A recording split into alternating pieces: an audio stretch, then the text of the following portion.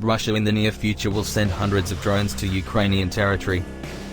This is done to locate and chase Turkey's Bayraktar TB2 drone, which has destroyed a lot of Russian tanks in Ukraine. In addition to that, many countries that are members of NATO are openly helping Ukrainians in this situation.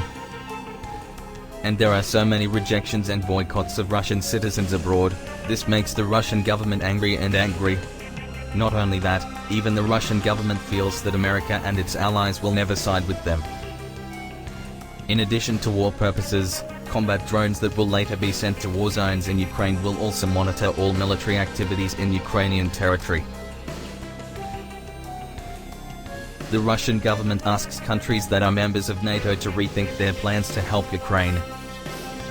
We are ready for any risks involved. We would have taken it, but no one expected war if the Ukraine side listened to our advice not to join the NATOs. We from the Russian side are still giving the Ukrainian government and its people a chance who want to come to Russia to take refuge. We will gladly protect you all. In recent events, we deeply regret the attitude of the Ukrainian president, who can only hide in a bunker while his people are out there defending their country, and the ego of their leader. The president of Ukraine must be responsible for all of this. For all the damage and deaths lately, try to think again why this war could happen.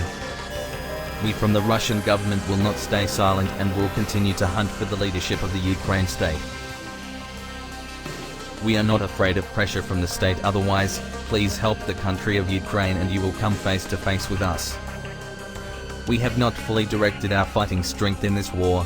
For us to defeat Ukraine is an easy thing, but we are still giving them the opportunity to change what they have agreed with the NATOs. Don't make Russia and Ukraine the beginning of the World War III.